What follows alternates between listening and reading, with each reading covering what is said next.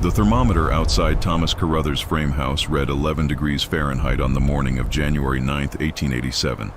Inside, even with the wood stove blazing, his breath hung visible in the air. His wife had already burned through half their winter fuel supply, and it wasn't yet mid-January. 3 miles east, in a hillside that most folks had written off as worthless grazing land, Kari Bjornstad sat at her table in shirt sleeves, the interior of her underground home holding steady at 64 degrees. Outside her south-facing windows, the Montana Territory wind howled at 40 miles per hour, driving snow sideways across the Yellowstone River Valley. But inside, the only sound was the occasional pop from her small fire. One she'd lit more for cooking than warmth. 7 months earlier, nobody would have believed it. Kari had stepped off the Northern Pacific rail car in Miles City on a June morning in 1886. Carrying 2 trunks and a leather satchel stuffed with drawings her grandfather had sketched before she'd left Trondheim.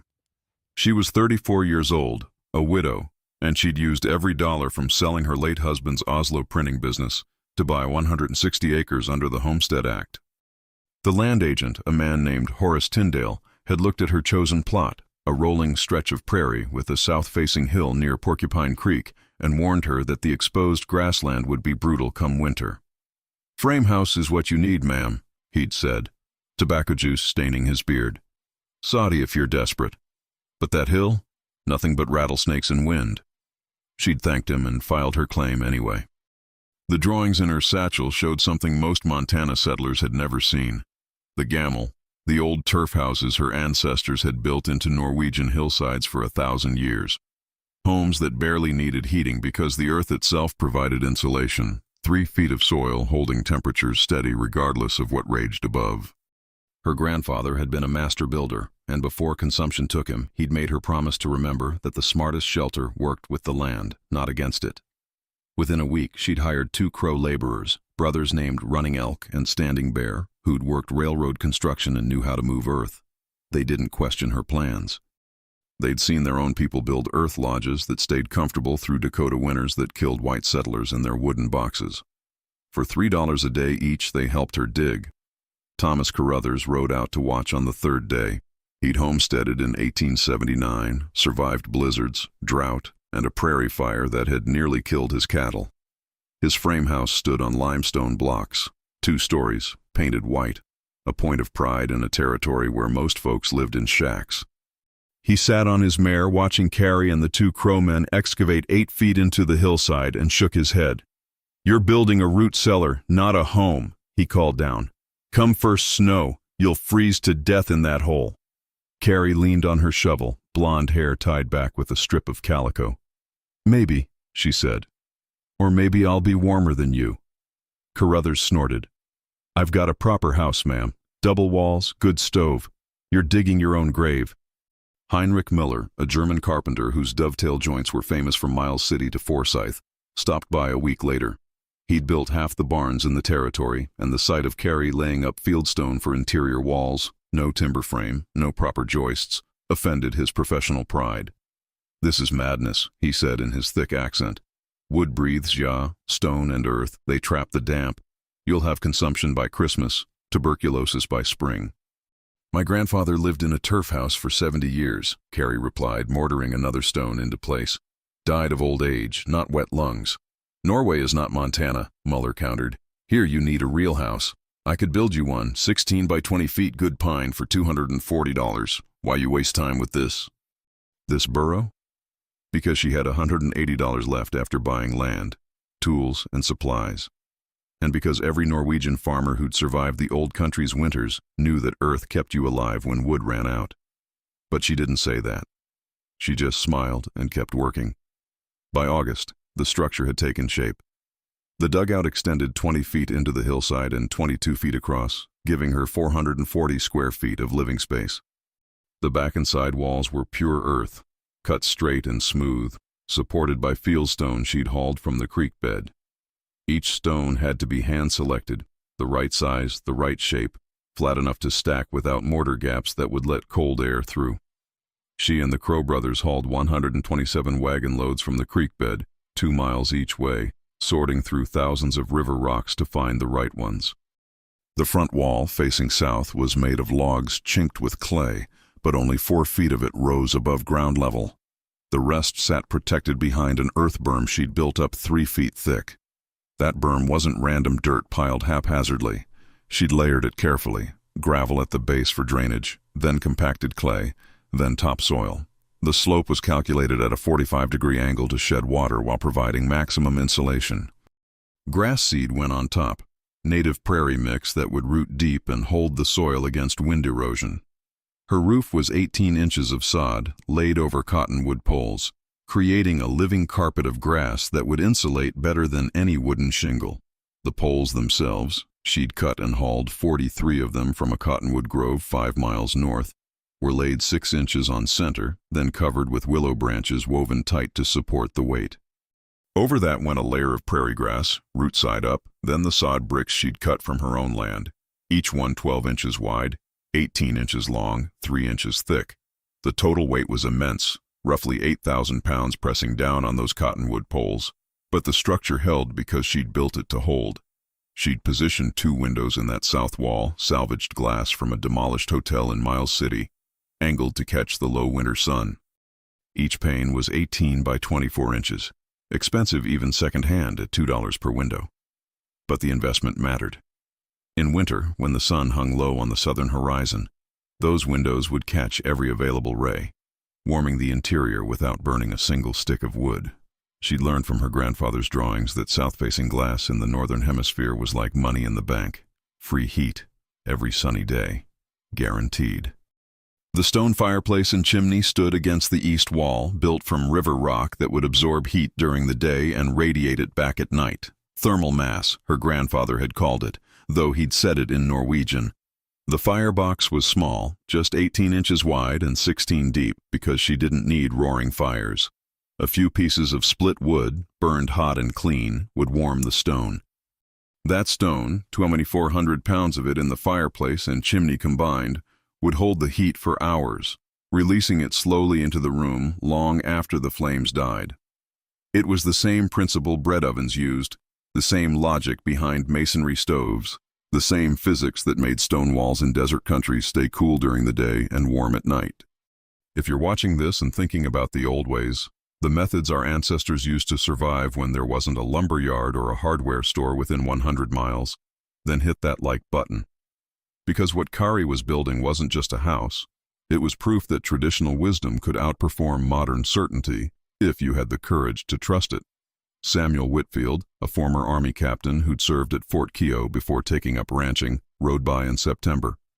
He'd fought in the Indian Wars, built a spread with cavalry precision, and he viewed frontier life through a military lens. Proper shelter meant proper discipline. The sight of a woman living in what looked like a glorified earthwork offended his sense of order. "Mrs. Bjornstad," he said, dismounting with the stiff formality of an officer inspecting troops. "This is beneath the dignity of a white settler." The Homestead Act was meant to civilize this territory, not reduce us to living like prairie dogs. Carrie was whitewashing the interior walls with lime, brightening the space. "Captain," she said, "I've lived in a 3-story townhouse in Oslo, had servants, went to the opera. This isn't about dignity, it's about staying alive." "A frame house keeps you alive just fine," he said. "I've wintered here 7 years." "How much wood do you burn?" He paused.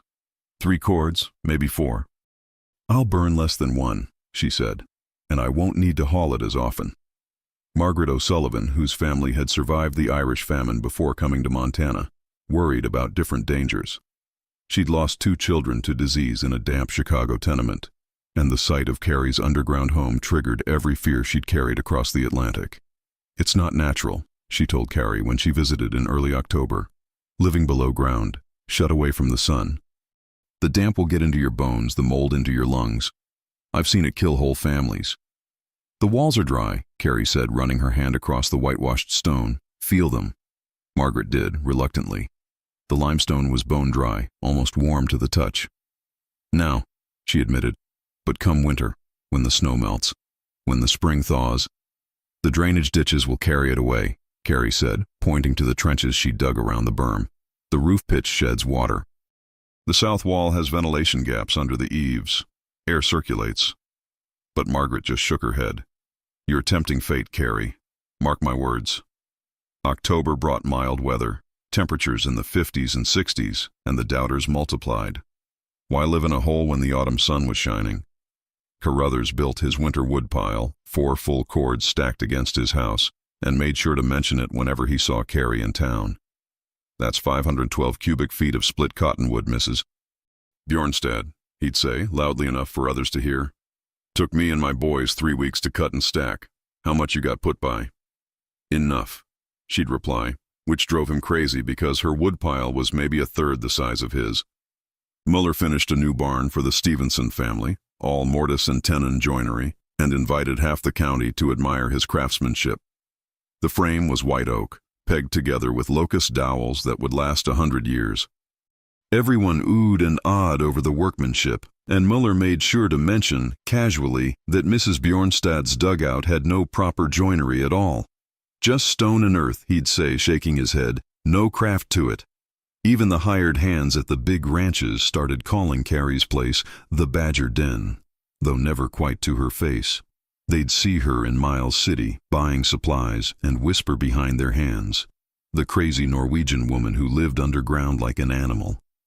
The widow who'd wasted her husband's money on worthless land.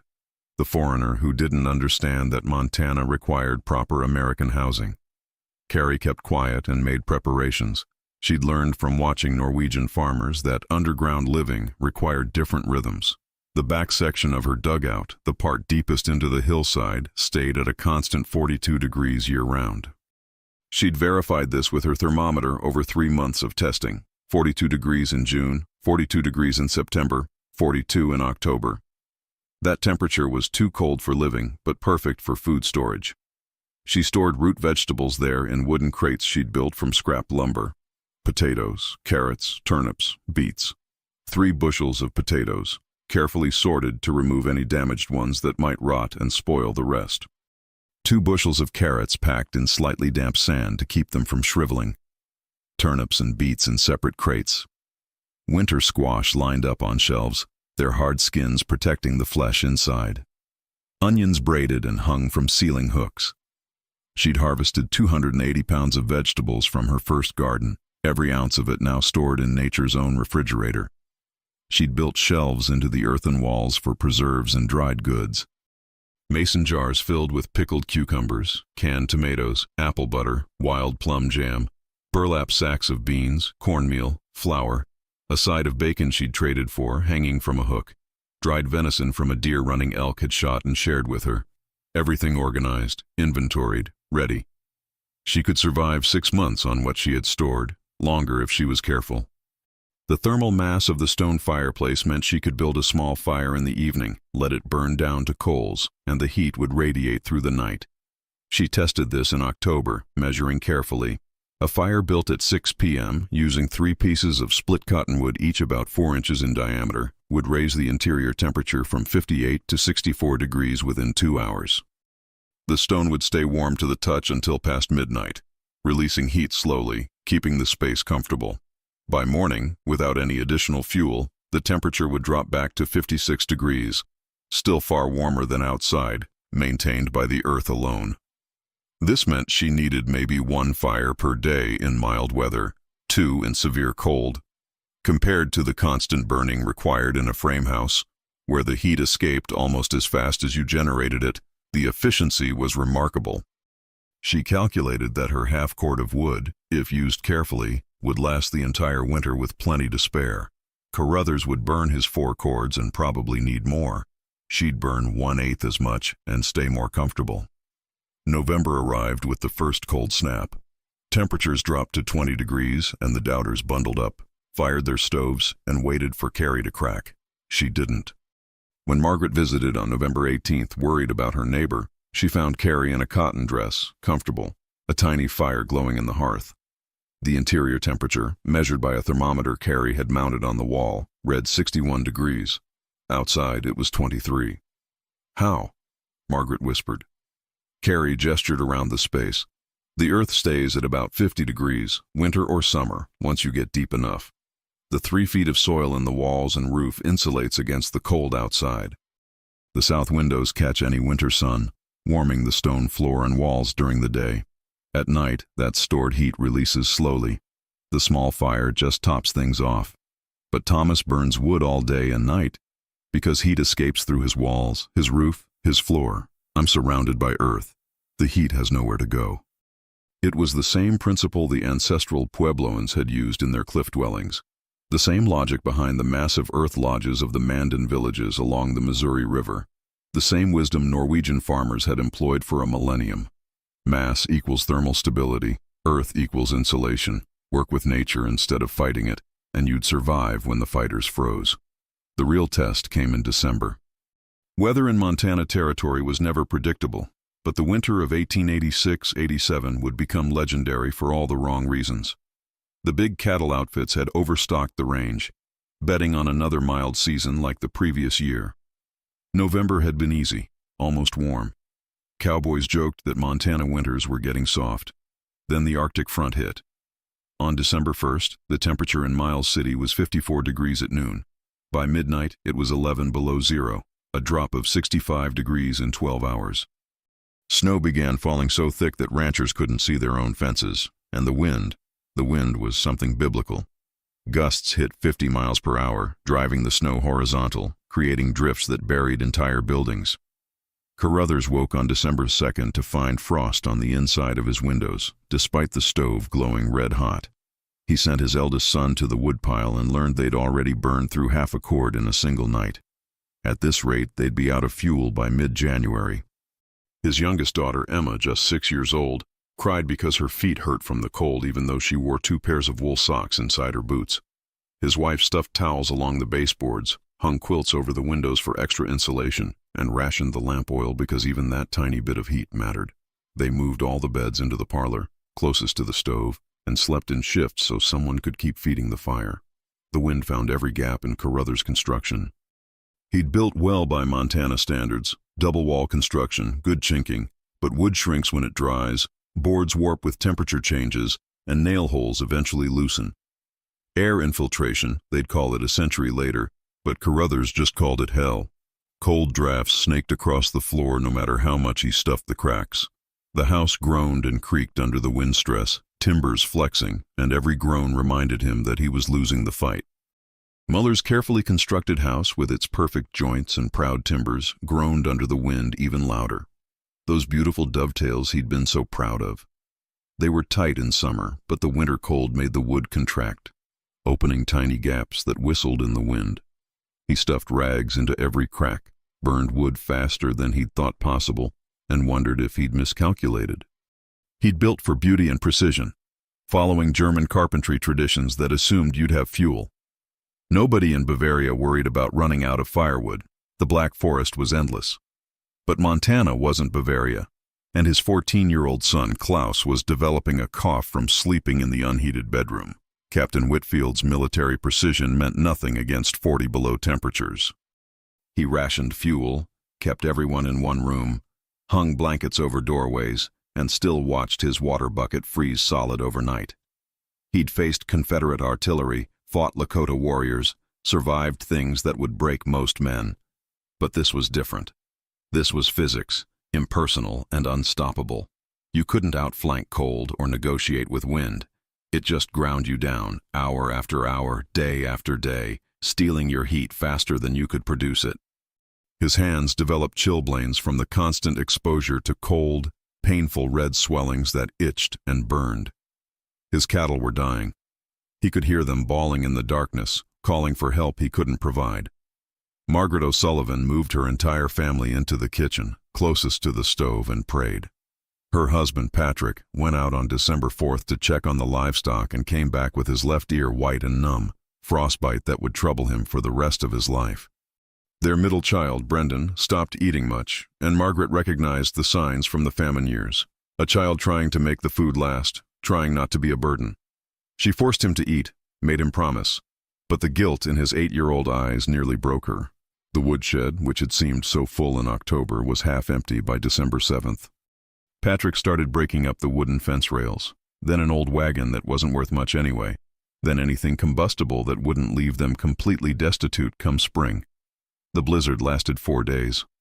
When it finally broke on December 6th, the temperature had settled at a brutal 25 below zero, and the snow was 4 feet deep on the level, 8 feet in the drifts.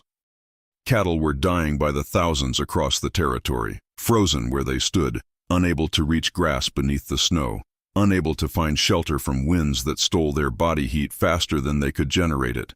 And 3 miles east, in a hillside that had seemed like worthless grazing land, Carrie Bjornstad sat at her table drinking coffee, the interior of her dugout holding at a comfortable 58 degrees.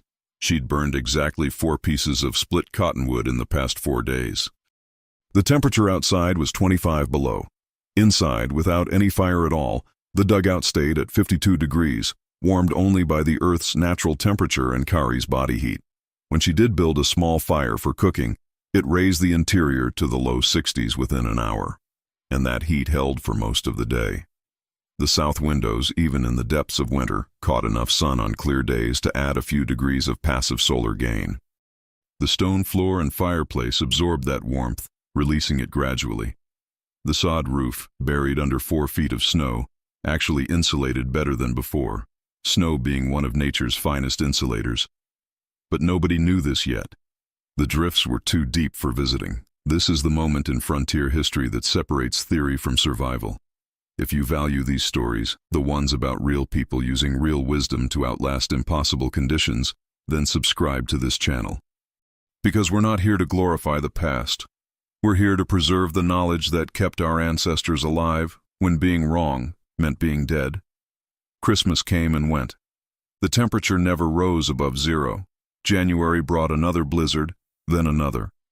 By mid-month, Carruthers had burned through all 4 cords of his winter supply and was breaking up furniture to keep his family warm. The frame house that had seemed so solid, so civilized, was bleeding heat through every wall, every window, every floorboard. He'd stuffed the gaps with old blankets, newspapers, anything that might help. But the numbers didn't lie. When it's 40 below outside and you're trying to maintain 65 inside, you're fighting a 105-degree temperature difference. Wood can't burn fast enough. Muller had run out of fuel entirely by January 12th. He moved his family in with the Stevensons, whose larger house and bigger woodpile could handle the extra bodies. His beautiful carpentry, his precise dovetails, his professional pride.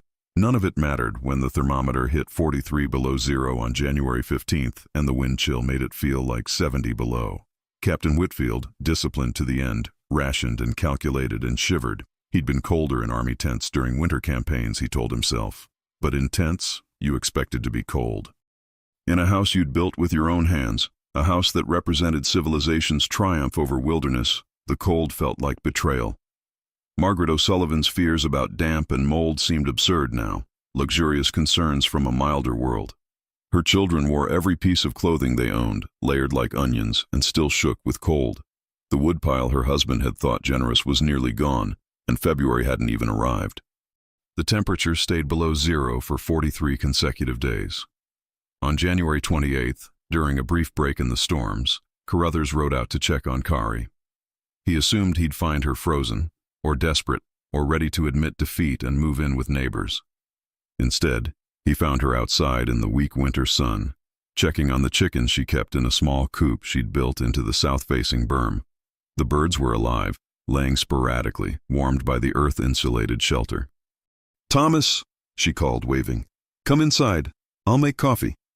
He tied his horse and followed her through the low door, bracing himself for the dank chill he expected. Instead, he walked into a room that felt like spring. The thermometer read 59 degrees. A tiny fire burned in the hearth, more ambiance than necessity. The whitewashed walls reflected the light from the windows, making the space bright despite being half underground. It was dry, warm, comfortable. "How much wood have you burned?" he asked.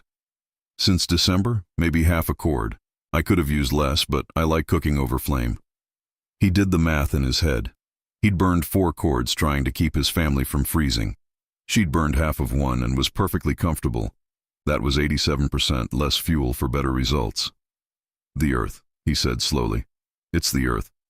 "It's the earth," she confirmed. 50 degrees always once you get deep enough.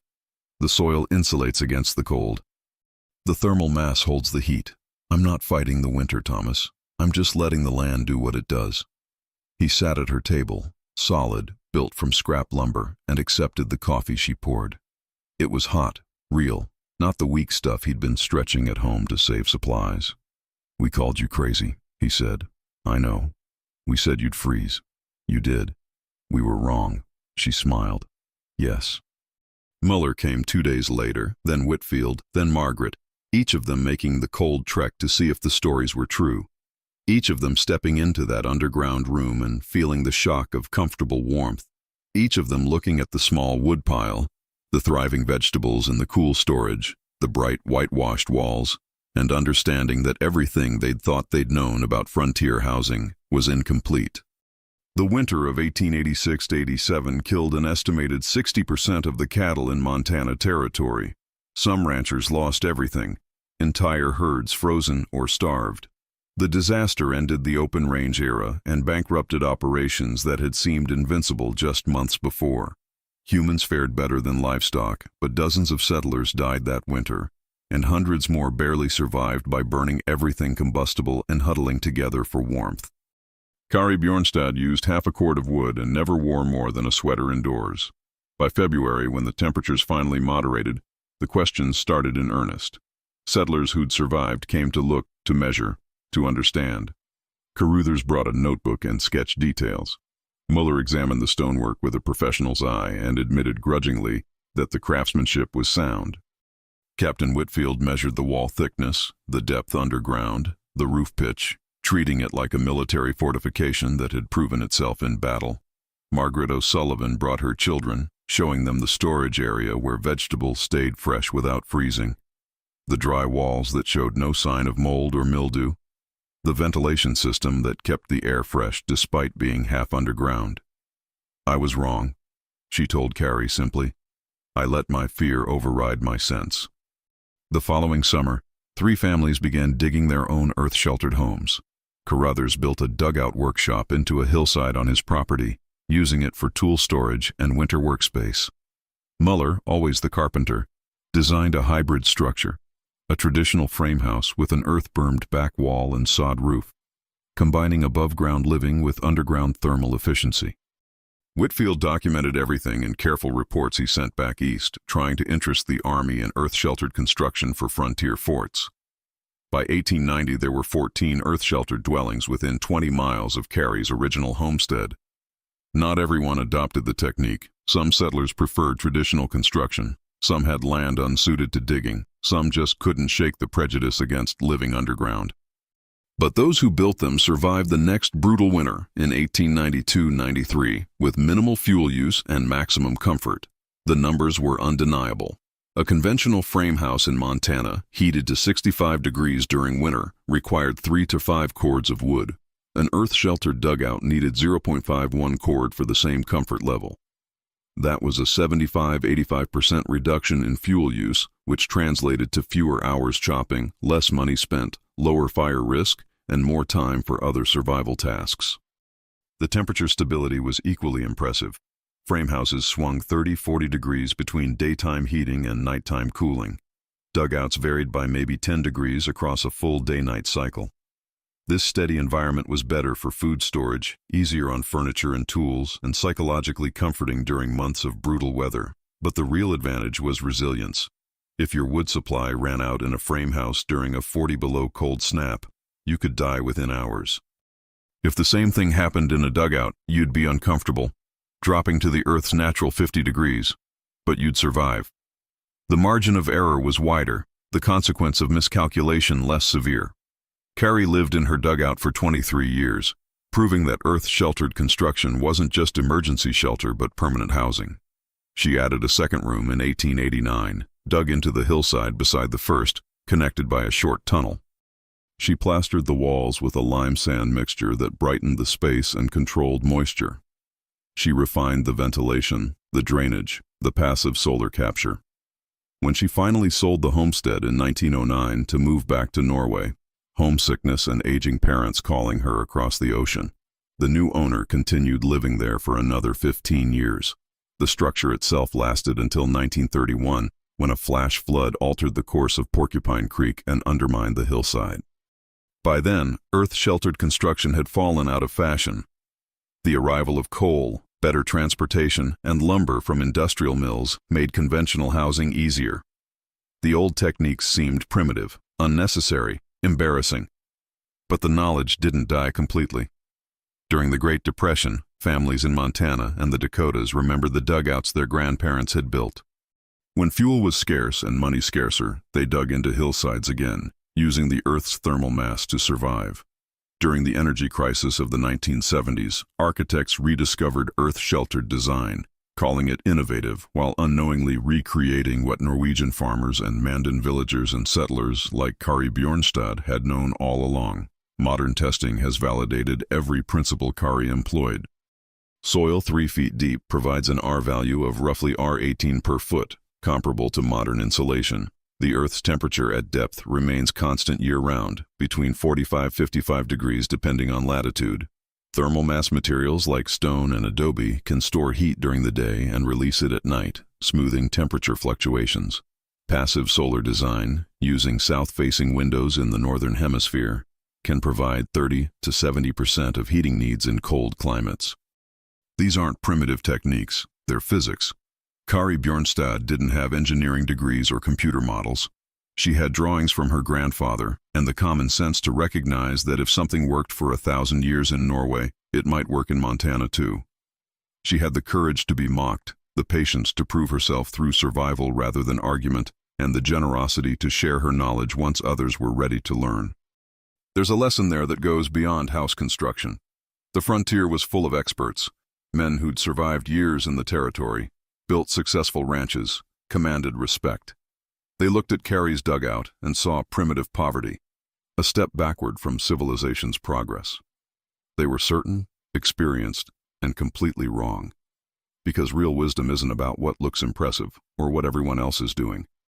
It's about what works when everything is on the line, when the temperature drops 65 degrees in 12 hours and your survival depends on the choices you made 6 months ago. The skeptics weren't villains. They were reasonable people operating on incomplete information, trusting conventional wisdom that worked most of the time. What made Kari different wasn't superior intelligence or special toughness. It was her willingness to trust old knowledge over current fashion, to build for reality instead of appearance, to let results speak louder than reputation.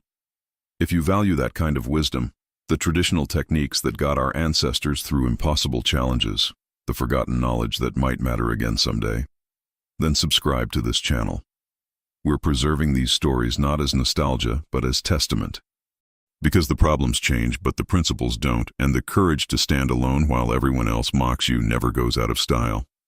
The thermometer outside Thomas Carruthers' frame house had read 11 degrees on that January morning. Inside Kari's dugout, it read 64, a difference of 53 degrees achieved with a fraction of the effort, a fraction of the cost, and a fraction of the risk. Some people called it luck. The smart ones called it what it was, the earth itself offering shelter to anyone humble enough to accept it.